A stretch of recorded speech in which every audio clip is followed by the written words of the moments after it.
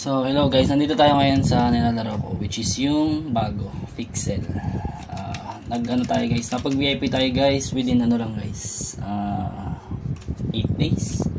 Kasi may ginagawa akong technique guys. So meron tayong spare na 7.4 pixels. So ano nga ba yung strategy na ituturo ko na hindi naman masyadong natuturo ngayon sa YouTube. So ayan guys, as you can see guys, nakikita nyo guys, ang puhunan ko is butterberry. So okay lang muna guys, ano muna natin to, pipitasin muna natin to lahat. Papakita ko lang sa inyo guys yung ginagawa ko, as in timely, anytime pwede nyo siyang gawin kasi profitable siya. So yan, punta lang tayo sa ibang lad pa kasi for sure ako tapos na to, kaso hindi ko lang sure kung aabot tong energy ko. So lahat ng lad na yan guys is, you know, tinaniman ko siya ng butterberry.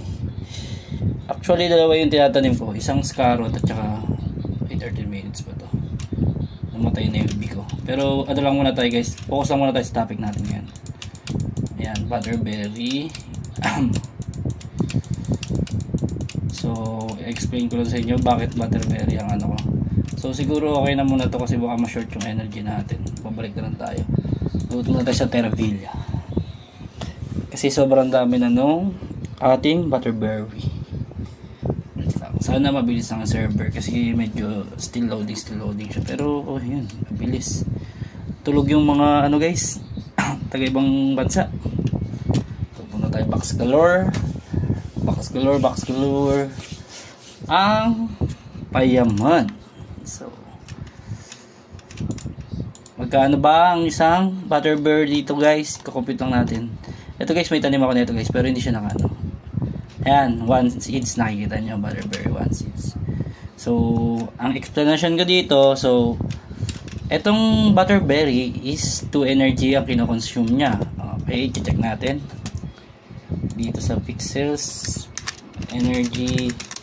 Ayan, check lang natin siya. Ay, dito.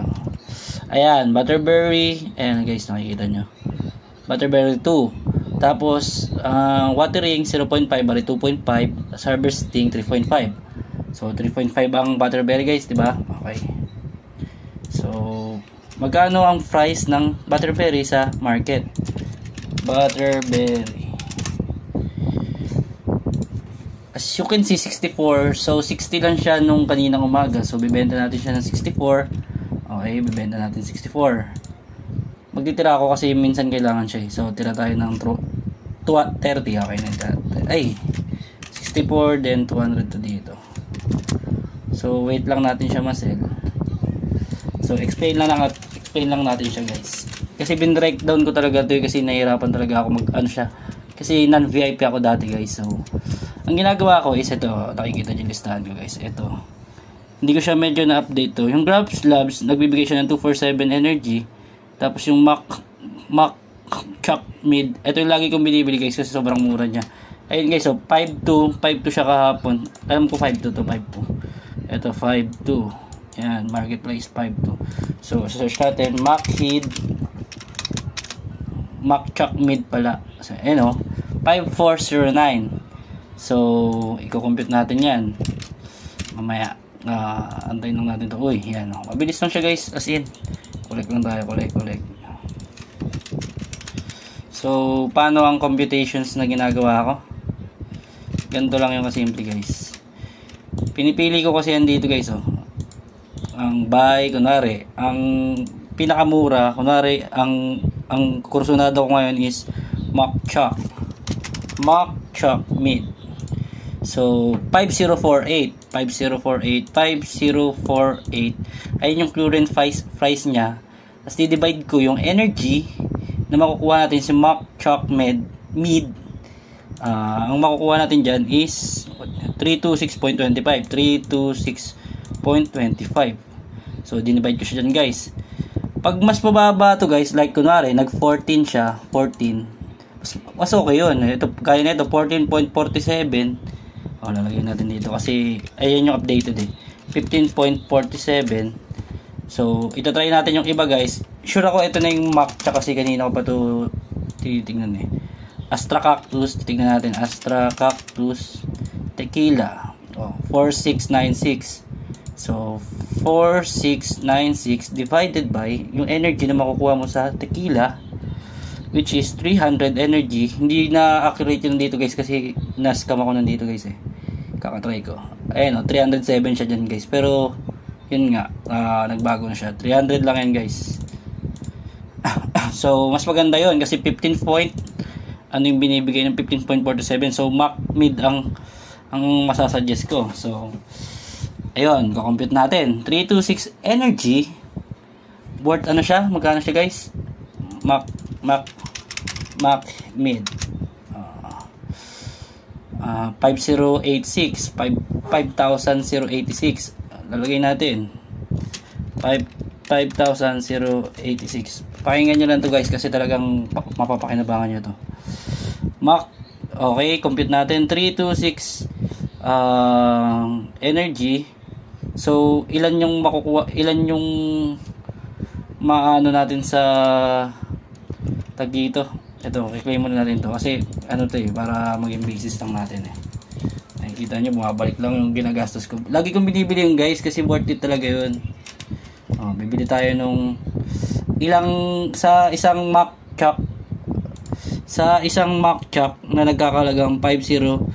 Compute mo natin 326. Nasaan na yung calculator ko? Calculator 326.25 ay ilan yung butterberry? 2 tapos plus 1, 3.5. So divide natin again sa 3.5 kasi ngayon yung ano na yun guys, pagtatanim, didiligan tapos harvest, 3.5 na yun. So ang total na makukuha natin na butterberry is 93. So ayun na yung energy dun sa Mac Chop Mid. So 93. So ang current price, ito yung butterberry guys. Ang current price ng butterberry is butterberry. So kunwari bibili tayo ngayon, okay, 63 93 times 63, 5,872. So basically guys, kumita ako ng magkano ang current price ng Mac Mid? 50 minus 5086. So kumita tayo ng 786 sa isang Mac Mid. Dito guys, yan. Kumita tayo ng ganun guys. So ayun lang guys, hindi ko naman siya masasuggest na laging Mac Chop Mid. So you can check naman other foods dito. Yan, chine-check ko yan guys. Yan, scam to, wag ditong guys, na-scam ako dito sa Scarrot Skewers. Wag nyong tatry yan. So you can try Astra Tequila, Mac Chop Mid, Mac Chop Burgers. Ito lang yung mga nasatisfy ako guys sa mga resort eh. Yan, yung apat na yan. So yun lang guys. Sobrang sobrang applicable yan sa non-VIP guys kasi yan yung ginagawa ko guys.